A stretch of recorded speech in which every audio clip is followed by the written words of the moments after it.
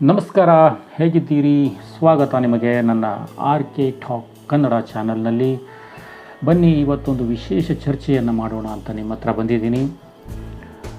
ಈಗ ಹತ್ತಿರದಲ್ಲಿ ಒಂದಿಷ್ಟು ಬದಲಾವಣೆಗಳು ಏನು ಆಗಿವೆ, ಅದರಲ್ಲಿ ಒಂದು ಪಾಯಿಂಟನ್ನು ಇಟ್ಟುಕೊಂಡು ನಿಮ್ಮ ಹತ್ರ ಇದರ ಆಗು ಹೋಗುಗಳ ಬಗ್ಗೆ ಚರ್ಚೆ, ಇದರಿಂದ ನಮಗೆ ಏನು ಉಪಯೋಗ, ಅದು ಆದರೆ ಏನು ಮಾಡೋದು, ಆಗದೇ ಇದ್ದರೆ ಏನಾಗುತ್ತೆ, ಇನ್ನಷ್ಟು ಒಂದೊಂದು ಸಣ್ಣ ಪುಟ್ಟ ವಿಷಯಗಳೇನಿದ್ದಾವೆ ಇದರ ಬಗ್ಗೆ ಚರ್ಚೆಯನ್ನು ಮಾಡೋಣ ಅಂತ ನನ್ನ ಚಾನಲ್ನಲ್ಲಿ ಇವತ್ತು ನಿಮ್ಮನ್ನು ಸ್ವಾಗತಿಸ್ತಾ ಇದ್ದೇನೆ. ನನ್ನ ಈ ವಿಡಿಯೋ ಏನಾದರೂ ಮುಂದೆ ಈಗ ನೋಡ್ತಾ ಇರುವಂಥದ್ದು ವಿಡಿಯೋ ಇಷ್ಟ ಆದರೆ ನನ್ನ ವಿಡಿಯೋನ ಲೈಕ್ ಮಾಡಿ, ಕಮೆಂಟ್ ಮಾಡಿ, ಹೆಚ್ಚಾಗಿ ಶೇರ್ ಮಾಡಿ. ಹೆಚ್ಚು ಶೇರ್ ಆಗಲಿ, ಇದು ಜನಪ್ರತಿನಿಧಿಗಳಿಗೂ ಹೋಗಿ ಮುಟ್ಟಲಿ, ಹಾಗೆ ಜನರಿಗೂ ಇದರಿಂದ ಒಳ್ಳೆಯ ಸೇವೆಗಳು ಆಗಲಿ ಅಂತಲೇ ಈ ವಿಡಿಯೋನ ಮಾಡ್ತಾ ಇರೋದು. ಹಾಗಾದರೆ ಬನ್ನಿ ವಿಡಿಯೋನ ಶುರು ಮಾಡೋಣ. ಏನೇ ಇದ್ದರೂ ತಪ್ಪೋ ಸರಿನೋ ನಾನು ನನ್ನ ಕಡೆಯಿಂದಾನಂತೂ ಹೇಳಿಬಿಡ್ತೇನೆ. ಆದರೆ ಈ ವಿಡಿಯೋ ನೋಡೋರು ಎಲ್ಲ ಥರದ ರೀತಿಯ ಜನರು ಈ ವಿಡಿಯೋಗಳನ್ನು ನೋಡ್ತಿರ್ತಾರೆ. ಹಾಗಾಗಿ ನಾನು ಮಾತಾಡಿದಂತಹ ವಿಷಯ ಒಂದಿಷ್ಟು ಜನರಿಗೆ ತಪ್ಪು ಅನಿಸ್ಬೋದು, ಮತ್ತೊಂದಿಷ್ಟು ಜನರಿಗೆ ಸರಿ ಅನಿಸ್ಬೋದು. ತಪ್ಪು ಅನಿಸಿದವರಿಗೂ ಅಥವಾ ನಿಜ ಒಳ್ಳೆಯದು ಅನಿಸಿದವರಿಗೂ ಎರಡೂ ಜನರಿಗೂ ನನ್ನ ಕಡೆಯಿಂದ ನಮಸ್ಕಾರಗಳನ್ನು ಮಾಡ್ತಾ ಈ ವಿಡಿಯೋನ ಶುರು ಮಾಡ್ತಾ ಇದ್ದೇನೆ. ನಾನು ನನ್ನ ಕಡೆಯಿಂದ ಏನಾಗುತ್ತೋ ಅದನ್ನು ಹೇಳ್ಬೋದು, ಆದರೆ ಅದನ್ನು ತಗೊಂಡು ಇದು ಸರಿ ತಪ್ಪು ಅಂತ ಹೇಳೋರು ನೀವು. ಹಾಗಾಗಿ ನಿಮ್ಮ ಮೇಲೆ ಬಿಡ್ತೇನೆ, ನೀವು ಕಮೆಂಟ್ ಬಾಕ್ಸ್ನಲ್ಲಿ ನನಗೆ ಅದರ ಬಗ್ಗೆ ತಿಳಿಸಿ. ಈಗ ಈ ಹತ್ತಿರದ ಒಂದು 15-20 ದಿನದಲ್ಲಿ ಒಂದು ಚರ್ಚೆ ಏನಾಗ್ತಾ ಇದೆ ಅಂದರೆ, KEB ಕರ್ನಾಟಕ ಕರೆಂಟಿನ ಕೆಲಸ ಮಾಡುವಂತಹ ಏನು ನಿಗಮ ಇದೆ, ಪವರ್ ಸೇವೆಯನ್ನು ಮಾಡುವಂಥದ್ದು, ಅದು ಖಾಸಗೀಕರಣವಾಗ್ತಾ ಇದೆ ಅನ್ನೋ ಸುದ್ದಿಯನ್ನು ನಾವು ಕೇಳ್ತಾ ಇದ್ದೇವೆ. ಖಾಸಗೀಕರಣ ಅಂದರೆ ಏನು ಅಂದರೆ, ಇಲ್ಲಿಯವರೆಗೆ ಅದು ಎಷ್ಟು ಸರ್ಕಾರದ ಅಧೀನದಲ್ಲಿ ಕೆಲಸ ಮಾಡ್ತಾ ಇತ್ತೋ ಅದು ಪೂರ್ಣ ಪ್ರಮಾಣದಲ್ಲೋ ಅಥವಾ ಅರ್ಧದಲ್ಲೋ ಶೇರ್ನ ಭಾಗದಲ್ಲಿರುತ್ತೆ. ಒಂದು 90% ಗೌರ್ಮೆಂಟಿನ ಅಂಡರ್, 10% ಪ್ರೈವೇಟ್ನ ಅಂಡರ್ನೋ ಈ ರೀತಿನೋ, ಅಥವಾ ಪೂರ್ತಿಯಾಗಿ ಪ್ರೈವೇಟೈಸೇಷನ್ ಆಗುವಂತಹ ವ್ಯವಸ್ಥೆನೋ 2-3 ಕಂತುಗಳಲ್ಲಿ ಅದನ್ನು ಮಾಡ್ಕೊಂಡಿರ್ತಾರೆ. ಆದರೆ ಇಲ್ಲಿಯವರೆಗೂ ಕರ್ನಾಟಕದ ಏನು ಪವರ್ ನಿಗಮ ಏನಿತ್ತು KEB, ಅದು ಸರ್ಕಾರದ ಅಧೀನದಲ್ಲಿತ್ತು. ಅದನ್ನು ತೆಗೆದುಕೊಂಡು ಹೋಗಿ ಈಗ ಪ್ರೈವೇಟ್ನವರಿಗೆ ಕೊಡಬೇಕು, ಅಥವಾ ಪ್ರೈವೇಟ್ನವರು ನಮಗೆ ಕೊಡಿ ಅಂತ ಅರ್ಜಿಯನ್ನು ಹಾಕಿದ್ದಾರೆ ಅಂತ ಒಂದು ಸುದ್ದಿ ಬರ್ತಾ ಇದೆ. ಅದಕ್ಕೆ ಮಿಶ್ರ ಫಲವಾಗಿ ಬೇರೆ ಬೇರೆ ರೀತಿಯ ಅನುಬಂಧಗಳು ಕೂಡ ಬರ್ತಾ ಇದ್ದಾವೆ. ಇದರಿಂದ ಆ KEBಯಲ್ಲಿ ಉದ್ಯೋಗವನ್ನು ಮಾಡ್ತಿರೋರಿಗೆ ಏನು ಲಾಭ ಮತ್ತು ನಷ್ಟಗಳಿವೆ, ಹಾಗೆಯೇ ಅದು ಬಂದರೆ ಸಾರ್ವಜನಿಕರಿಗೆ ಏನು ಲಾಭ, ಇದರ ಬಗ್ಗೆ ನಾವು ಚರ್ಚೆಯನ್ನು ಮಾಡೋಣ. ನೋಡಿ, ಯಾವುದೇ ಒಂದು ವಿಷಯ ಖಾಸಗೀಕರಣ ಆದಾಗ ಅಲ್ಲಿ ಕೆಲಸ ಮಾಡುವಂತಹ ಒಂದಿಷ್ಟು ಏನು ಉದ್ಯೋಗ ಮಾಡ್ತಿರ್ತಾರೆ, ಸರ್ಕಾರದ ಕೆಳಗೆ ಕೆಲಸ ಮಾಡುವಂಥ ಒಂದು ಉದ್ಯೋಗವನ್ನು ಮಾಡ್ತಿರ್ತಾರೆ, ಅವರಿಗೆ ಇದರಿಂದ ಭಾಳ ನೋವಾಗೋದು ಸರ್ವೇ ಸಾಮಾನ್ಯ. ಯಾಕಂತೇಳಂದರೆ, ಇಷ್ಟು ದಿನ ಅವರು ಸರ್ಕಾರದ ಅಂಡರ್ನಲ್ಲಿ ಒಳಗೆ ಕೆಲಸ ಮಾಡ್ತಾ ಇದ್ದವರು ಒಂದೇ ಬಾರಿ ಖಾಸಗೀಕರಣ ಆಯಿತು ಅಂದಾಗ ಪ್ರೈವೇಟ್ ಮತ್ತೊಬ್ಬನ ಕೆಳಗಡೆ ಕೆಲಸ ಮಾಡಿದ ಅನುಭವ ಅವರಿಗೆ ಶುರುವಾಗುತ್ತೆ ಅಂತಾನೋ, ಅಥವಾ ಮತ್ತೊಂದು ಆ ಫ್ರೀಡಮ್ನಲ್ಲಿ ನಾವು ಕೆಲಸ ಮಾಡಲಿಕ್ಕೆ ಆಗೋದಿಲ್ಲ. ಅಂದರೆ ಸರ್ಕಾರಿ ಕೆಲಸವನ್ನು ಮಾಡಬೇಕಾದ್ರೆ ನಾವು ಎಷ್ಟು ಫ್ರೀಡಮ್ನಲ್ಲಿ ಕೆಲಸ ಮಾಡ್ತಿದ್ವೋ ಆ ರೀತಿಯ ಕೆಲಸವನ್ನು ಮತ್ತೆ ಮಾಡಲಿಕ್ಕೆ ಆಗೋದಿಲ್ಲ ಅನ್ನೋ ಭಾವನೆಯೋ, ಅಥವಾ ನಮ್ಮ ಕೆಲಸವನ್ನು ತೆಗೆದುಹಾಕಿ ಬಿಡ್ತಾರೆ ಅನ್ನುವಂಥದ್ದು ಅವರಿಗೆ ನೋವಿರುತ್ತೆ. ಹಾಗಾಗಿ ಅವರು ಇದನ್ನು ವಿರೋಧವನ್ನು ಮಾಡ್ತಾ ಇದ್ದಾರೆ ಅಂತ ಒಂದು ಸೈಡಿಗೆ ಇಟ್ಕೋಬೋದು. ಆದರೆ ಇನ್ನೊಂದು ಕಡೆಯಿಂದ ಸಾರ್ವಜನಿಕರಿಗೆ ಇದರಿಂದ ಉಪಯೋಗ ಏನು?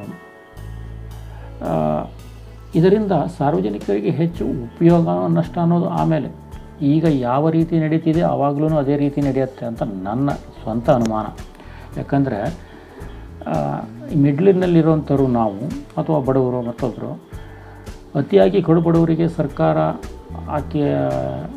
ಕರೆಂಟಿನ ಭಾಗ್ಯದಲ್ಲಿ ಗೃಹಜ್ಯೋತಿ ಅಂತ ಮಾಡಿಕೊಂಡು ಅವರಿಗೆ ಫ್ರೀಯಾಗಿ ಏನು ಕೊಟ್ಬಿಟ್ಟಿದೆ. ಅವ್ರಿಗೆ 200 ಯೂನಿಟ್ ದಾಟಿ ಹೋಗೋದಿಲ್ಲ. ಹಾಗಾಗಿ ಅವ್ರದ್ದು ಬಿಲ್ ಬರೋದಿಲ್ಲ. ಹಾಗಾಗಿ ಅವರಿಗೆ ಏನೂ ಪ್ರಾಬ್ಲಮ್ ಅನಿಸೋದಿಲ್ಲ. ಇನ್ನು ರೈತರಿಗೆ ಗದ್ದೆಗೋಸ್ಕರ ಫ್ರೀ ಕರೆಂಟು ಅಂತ ಏನು ಮೊದಲಿಂದನೇ ಈಗಿನ ಸರ್ಕಾರ ಅಲ್ಲ, ಮೊದಲಿನ ಸರ್ಕಾರವೇ ಮಾಡಿರೋದ್ರಿಂದ ಅದು ಕೂಡ ಯಾವುದೇ ಖಾಸಗೀಕರಣ ಆದ್ರೂ ಅಲ್ಲಿ ಅದನ್ನು ಬದಲಾವಣೆ ಮಾಡ್ತಾರೆ ಅಂತ ನಾನು ಅಂದ್ಕೊಳ್ಳೋದಿಲ್ಲ. ಯಾಕಂದರೆ ಇದೇನಾದರೂ ಅಕಸ್ಮಾತ್ ಖಾಸಗೀಕರಣಕ್ಕೆ ಹೋದರೆ ಆ ಅಗ್ರಿಮೆಂಟಿಗೂ ಕೂಡ ಇವರೆಲ್ಲರೂ ಸಿಗ್ನೇಚರ್ ಹಾಕ್ಕೊಂಡಿರ್ತಾರೆ. ಈ ರೈತರ ಯಾವುದೇ ವಿಷಯದಲ್ಲಿ ಇರುವಂಥದ್ದಲ್ಲೇ ಇರಬೇಕು, ಅದು ಬದಲಾವಣೆ ಆಗಬಾರ್ದು ಅನ್ನೋದನ್ನು ಇಟ್ಕೊಂಡೇ ಮುಂದೆ ಕೊಡ್ತಾರೆ. ಎರಡನೇ. ಮೂರನೇದು, ನಮಗೆ ನಾರ್ಮಲ್ಲಾಗಿ ಮಧ್ಯದವರು ಇರೋರು ನಾವು ಹೇಗಾದರೂ ಕರೆಂಟ್ ಬಿಲ್ ಕಟ್ಟೋರೆ, ಪ್ರೈವೇಟ್ನಲ್ಲಿದ್ದರೂ ಕಟ್ಟಬೇಕು, ಖಾಸಗೀಕರಣದಲ್ಲಿದ್ದರೂ ಕಟ್ಟಬೇಕು. ಆದರೆ ಖಾಸಗೀಕರಣದವರು ಟೈಮಿಗೆ ಕಟ್ಟಲಿಲ್ಲ ಅಂತೇಳಂದರೆ ಸ್ವಲ್ಪ ಕಿರಿಕಿರಿಯನ್ನು ಮಾಡ್ಬೋದು ಸರ್ವೇ ಸಾಮಾನ್ಯವಾಗಿ. ಯಾಕಂದರೆ ಅವರಿಗೆ ಪ್ರತಿಯೊಬ್ಬರಿಗೂ ಮೆಂಟೇನ್ ಕೊಡೋದಿರುತ್ತೆ, ಬಿಲ್ ಕಟ್ಟೋದಿರುತ್ತೆ, ಮತ್ತೊಂದು ನೂರಾರು ಕಷ್ಟಗಳು ಅವರಿಗಿರ್ತವೆ. ಹಾಗಾಗಿ ಅವರು ನಿಜವಾಗಿಯೂ ಡೇಟ್ ಟು ಡೇಟ್ ಬಿಲ್ಲನ್ನು ಪೇಡ್ ಮಾಡುವ ಹಾಗೆ ಮಾಡಬಹುದು.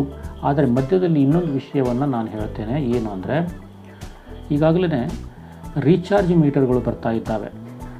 ನೀವು ಮನೆಯವರೆಗೂ ಬಿಲ್ ಕಟ್ಟುವಂತಹ ತಾಳ್ಮೆನೇ ಇಲ್ಲ, ಅಥವಾ ಅವರು ಬಂದು ವಸೂಲಿಯನ್ನು ಮಾಡಬೇಕು ಅನ್ನುವಂಥದ್ದೇ ಇಲ್ಲ. ಈಗ ಮೊಬೈಲ್ನಲ್ಲಿ ಹೇಗೆ ರೀಚಾರ್ಜ್ ನೀವು ಮಾಡಿಕೊಂಡಾಗ ಒಂದು ತಿಂಗಳ ನಂತರ ಬಿಲ್ ಮುಗಿಯುತ್ತೋ, ಅದೇ ರೀತಿ ರೀಚಾರ್ಜ್ ಮುಗಿದ ತಕ್ಷಣ ಮನೆಯಲ್ಲಿರುವ ಕರೆಂಟ್ ಬಂದಾಗತ್ತೆ, ನೀವು ಮತ್ತೆ ರೀಚಾರ್ಜ್ ಮಾಡಿಕೊಂಡಾಗ ಚಾಲುವಾಗುತ್ತೆ. ಹಾಗಾಗಿ ಈ ದಬ್ಬಾಳಿಕೆಯೂ ಅವರು ಮಾಡ್ತಾರೆ ಬಂದು ಅನ್ನುವಂಥ ಪರಿಸ್ಥಿತಿ ನನಗೇನು ಅನಿಸಲ್ಲ. ಇದೆಲ್ಲವೂ ಇದ್ದು ಕೂಡ KEBಯ ಅಧಿಕಾರಿಗಳು ಒಂದಿಷ್ಟು ಕಡೆಗೆ ನಿಮ್ಮ ಖಾಸಗೀಕರಣವನ್ನು ವಿರೋಧ ಮಾಡಿ ಅದಕ್ಕೆ ಒಂದು ಪೇಪರ್ ಕೊಡ್ತೀವಿ, ಅದಕ್ಕೆ ಸಿಗ್ನೇಚರ್ ಹಾಕ್ಕೊಡಿ, ಅದನ್ನು ಜಮಾ ಮಾಡೋಣ, ನಮಗೆ ಖಾಸಗೀಕರಣದಿಂದ ಇದಾದರೆ ಹಾಗಾಗತ್ತೆ ಹೀಗಾಗತ್ತೆ ಅಂತ ಒಂದಿಷ್ಟು ವ್ಯವಸ್ಥೆಗಳನ್ನು ಹೇಳ್ತಾ ಇದ್ದಾರೆ. ನನಗನ್ನಿಸೋದು ಇದರಿಂದ ಏನು ಆ ರೀತಿಯ ಸಮಸ್ಯೆ ನಮಗಾಗೋದಿಲ್ಲ ಅಂತ.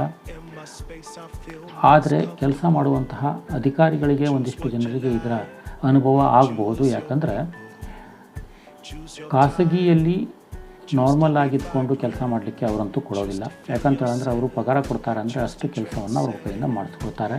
ಇಂಥ ಜಾಗದಲ್ಲಿ ನಾವು ಇದ್ದೀವಿ ಅನ್ನೋದನ್ನು ಪ್ರೂವ್ ಮಾಡಬೇಕಾಗತ್ತೆ, ಇಷ್ಟೊತ್ತಿಗೆ ನಾವು ಈ ಕೆಲಸ ಮಾಡಿದ್ದೀವಿ ಅಂತ ಅವರು ಪ್ರೂವ್ ಮಾಡಬೇಕಾಗತ್ತೆ. ಅಂದರೆ ಏನು KEBಯಲ್ಲಿ ಈಗ ಕೆಲಸವನ್ನು ಮಾಡ್ತಿದ್ದಾರೆ ಅವರು, ನಾವಿಷ್ಟೇ ಹೊತ್ತಿಗೆ ಬಂದು ಇಲ್ಲಿ ಮುಟ್ಟಿದ್ದೀವಿ, ಇದೇ ಹೊತ್ತಿಗೆ ಕೆಲಸ ಮಾಡಿದ್ದೀವಿ, ಇಷ್ಟೇ ಹೊತ್ತಿಗೆ ಕೆಲಸ ಮುಗಿಯುತ್ತೆ ಅಂತಲೂ ಕೂಡ ಹೋಗಿ ಹಾಜರಿ ಹಾಕಬೇಕಾಗತ್ತೆ, ಫೋಟೋ ಮುಖಾಂತರ ತಿಳಿಸ್ಬೇಕಾಗತ್ತೆ, ಲೊಕೇಶನ್ ಫೋಟೋ ಜೊತೆಗೆ ಮುಖಾಂತರ ಇದನ್ನು ತಿಳಿಸ್ಬೇಕಾಗುವಂಥ ಅನಿವಾರ್ಯ ಅವರಿಗೂ ಬರ್ಬೋದು. ಅದರ ಜೊತೆಗೆ ನಿತ್ತಲಿಂದ ಫೋನ್ ಮಾಡಿಕೊಂಡು ನಾನು ಆಫೀಸಿಗೆ ಬಂದಿದ್ದೀನಿ ಅಂತ ಹೇಳಿದರೆ ಅಲ್ಲಿ ಯಾರೋ ಮತ್ತೊಬ್ಬರು ಸಿಗ್ನೇಚರ್ ಹಾಕ್ಕೊಂಡು ಒಟ್ಟು ಡ್ಯೂಟಿಯಲ್ಲಿದ್ದೀನಿ ಅನ್ನೋದನ್ನು ಸಾಬೀತು ಮಾಡುವಂಥ ಒಂದಿಷ್ಟು ಕಡೆಯ ನಾವು ನೋಡಿದ್ದೀವಿ. ಅದು ಆಗದೇ ಇರ್ಬೋದು. ಅವರು ಹೋಗಿ ಸಿಗ್ನೇಚರ್ ಮಾಡಿ ಬರುವಂತಹ ವ್ಯವಸ್ಥೆ ಕೂಡ ಅಲ್ಲಿ ಕಂಪಲ್ಸರಿ ಆಗ್ಬೋದು. ಮತ್ತು ಈ KEBಯಲ್ಲಿ ಬಹಳಷ್ಟು ಕಡೆ ಟೆಂಡರ್ ಹಾಕ್ಕೊಂಡು ಮಧ್ಯವರ್ತಿಗಳು ಬಹಳಷ್ಟು ಕೆಲಸ ಮಾಡ್ತಾರೆ. ಈಗ ಮೊನ್ನೆ ನಾನು ನನ್ನ ತಂದೆಯವರ ಹೆಸರಿಗೆ ಇದ್ದಂತಹ ಕರೆಂಟ್ ಮೀಟ್ರನ್ನು ತಾಯಿ ಹೆಸರಿಗೆ ಕನ್ವರ್ಟ್ ಮಾಡಬೇಕು ಅಂತ KEB ಆಫೀಸಿಗೆ ಹೋದರೆ ಅಲ್ಲಿ ಸೀದಾ ನಾವು KEB ಆಫೀಸ್ನಲ್ಲಿ ಫೈಲನ್ನು ಮುಂದಿಟ್ಟರೆ ಆ ಫೈಲನ್ನು ಅವರು ತಗೊಳ್ಳೋದಿಲ್ಲ. ನಾವು ಈ ಬಾಕಿ ಸರ್ಕಾರಿ ಆಫೀಸಿಗೆ ಹೋದಾಗ ಒಂದು ಫೈಲ್ ರೆಡಿ ಮಾಡಬೇಕಾಗತ್ತೆ, ಅದಕ್ಕೆ ಒಂದು ಆಧಾರ್ ಕಾರ್ಡು ಮತ್ತೊಂದು ಏನೇನು ಡಾಕ್ಯುಮೆಂಟ್ಸ್ ಎಲ್ಲ ತೊಗೊಂಡು ನಾವೆಲ್ಲ ಕೊಟ್ಟರೆ ಅವರು ಅದನ್ನು ತೊಗೊಂಡೋಗಿ ಪಕ್ಕದಾಗಿರೋ ಏಜೆಂಟಿಗೆ ಕೊಡಿ ಅಂತ ಹೇಳ್ತಾರೆ. ನಾವು ಅವ್ರ ಹತ್ರ ಡೈರೆಕ್ಟ್ ಕೊಡ್ಲಿಕ್ಕೆ ಹೋದರೆ ಅವರು ಪಕ್ಕದಾಗಿರೋ ಏಜೆಂಟಿಗೆ ಕೊಡಿ ಅಂತ ಹೇಳ್ತಾರೆ. ಅಲ್ಲಿ ಎಲ್ಲದಕ್ಕೂ ಒಂದು ಏಜೆಂಟ್ಗಿರಿಯನ್ನು ಫಿಕ್ಸ್ ಮಾಡಲಾಗಿದೆ. ಅದು ಮೊದಲು ಸರ್ಕಾರದಿಂದನೇ ಇರಬೇಕು, ಅದು ಅಥವಾ ಇವ್ರು ಮಾಡಿದಾರೋ ಗೊತ್ತಿಲ್ಲ, ಮೊದಲೇ ಫಿಕ್ಸ್ ಮಾಡಿರ್ತಾರೆ. ಅಲ್ಲಿ ನಾವು ಹೋಗಿ ಕೊಟ್ಟರೆ ಇಲ್ಲಿ 5,000ದಲ್ಲಿ ಆಗೋದು ಅವರು 8,000 ಅಂತಾರೆ. ಅಲ್ಲಿಗೆ ಅವರು ಏಜೆಂಟ್ಗಿರಿಯ ಪಗಾರವನ್ನು 3,000 ರೂಪಾಯಿ ಎಕ್ಸ್ಟ್ರಾ ಹಾಕಿ ಇಟ್ಟು ಡೈರೆಕ್ಟಾಗಿ ಯಾವುದೇ ಫೈಲ್ ಮೂವ್ ಆಗೋದೇ ಇಲ್ಲ, ಏಜೆಂಟ್ ಥ್ರೂನೇ ಹೋಗಬೇಕು. ಇಲ್ಲ ಇಲ್ಲಿ ಕೆಳಗಡೆ ಕೆಲಸ ಮಾಡುವಂಥವರಿಗೆ ನಾವು ಅಯ್ಯೋ ಅಪ್ಪ ಅನ್ಬೇಕು. ಈ ಪೊಸಿಷನನ್ನು ಇಟ್ಕೊಂಡಿರುವಂತಹ KEBಯಲ್ಲಿ ಈಗ ಇದೆಲ್ಲವೂ ತಿರುಗಿ ಕ್ಯಾನ್ಸಲ್ ಆಗಿ ಖಾಸಗೀಕರಣ ಬಂದರೆ ಜನರಿಗೆ ವ್ಯವಸ್ಥೆ ಸೀದಾ ನಮ್ಮ ಕೈಗೆ ಬರ್ಬೋದು. ಯಾವುದಕ್ಕೆ ಹೋದರೂ ಮೈನಸ್ಸು ಪ್ಲಸ್ಸು ಇದ್ದೇ ಇರುತ್ತೆ. ಹಾಗಾಗಿ ಇದೇ ಇಷ್ಟು ಪರ್ಫೆಕ್ಟಾಗಿ 100% ಪರ್ಫೆಕ್ಟಾಗಿ ನಮಗೆ ಪ್ರೈವೇಟಿಗೆ ಹೋದರೆ ಸಿಗುತ್ತೆ ಅಂತ ನಾನು 100% ಹೇಳೋದಿಲ್ಲ, 90% ಸಿಗ್ಬೋದು ಅನ್ನೋದನ್ನು ಆಸೆ ಪಡ್ಬೋದು ಸಾಮಾನ್ಯವಾಗಿ ಸಾರ್ವಜನಿಕರು.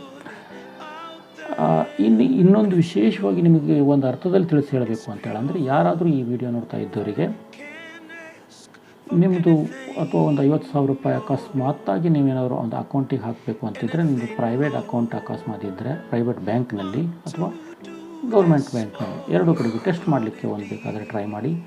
ಒಂದು 50,000 ರೂಪಾಯಿ ಇಟ್ಕೊಂಡು ನೀವೇನಾದರೂ ಸರ್ಕಾರಿ ಬ್ಯಾಂಕ್ನಲ್ಲಿ ಹೋಗಿ ಜಮಾ ಮಾಡಬೇಕು ಅಂತ ಹೋಗಿ, ಆದರೆ ನೀವು ಅದೇ 50 ಜನರ ಲೈನ್ನಲ್ಲೇ ನಿಂತ್ಕೊಂಡು ಹೋಗಿ ನೀವು ಜಮಾ ಮಾಡಿ ಬರಬೇಕು. ಬಸ್ ಏನು ಇಲ್ಲಿ ಒಂದು ಬದಲಾವಣೆ ಅಂದರೆ ಸರ್ಕಾರಿ ಬ್ಯಾಂಕ್ ಇದು ಅನ್ನೋದಷ್ಟೇ ಮನಸ್ಸಿನಲ್ಲಿ ಸಮಾಧಾನ ಬಿಟ್ಟರೆ ಅಲ್ಲಿ ನಿಮಗೆ ಆ ರೀತಿಯ ಒಂದು ಮರ್ಯಾದೆ, ಮಾನ ಮರ್ಯಾದೆ ಸಿಗೋದಿಲ್ಲ.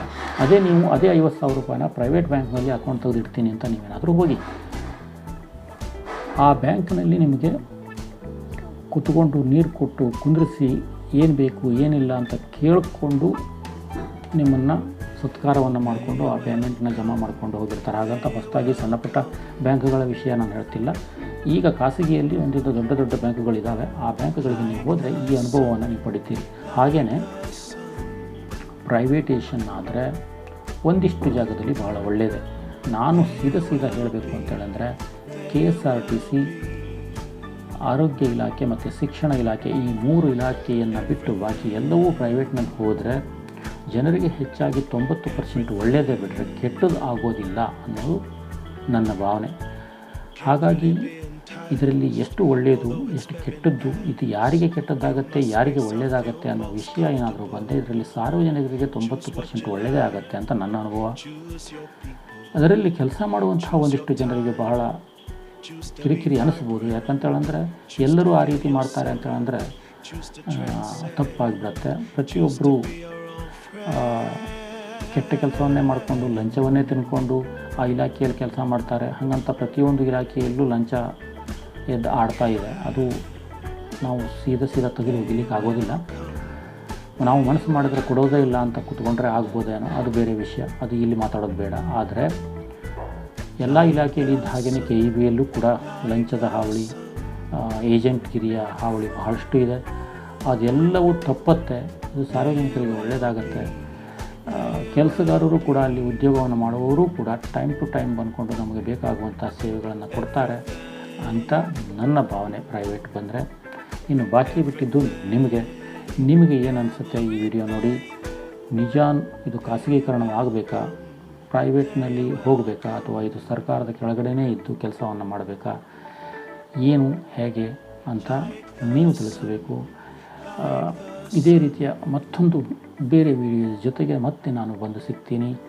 ಅಲ್ಲಿಯವರೆಗೂ ಈ ವಿಡಿಯೋನ ಇಷ್ಟಪಟ್ಟು ಶೇರ್ ಮಾಡಿ, ಲೈಕ್ ಮಾಡಿ, ಕಮೆಂಟ್ ಮಾಡಿ, ಹಾಗೆಯೇ ಅತಿಯಾಗಿ ಪೂರ್ತಿಯಾಗಿ ವಿಡಿಯೋ ನೋಡಿ ನಮ್ಮ ವಿಡಿಯೋನ ಸಪೋರ್ಟ್ ಮಾಡಿ ಅಂತ ಹೇಳ್ತಾ ಈ ವಿಡಿಯೋನ ಇಲ್ಲಿಗೆ ಮುಗಿಸ್ತಾ ಇದ್ದೇನೆ. ನನ್ನ ಈ ವಿಡಿಯೋನ ನೋಡಿದ್ದಕ್ಕೆ ಮತ್ತೊಮ್ಮೆ ಧನ್ಯವಾದಗಳನ್ನು ಅರ್ಪಿಸುತ್ತಾ RK ಟಾಪ್ ಕನ್ನಡದಿಂದ ನಿಮಗೆ ನಮಸ್ಕಾರ.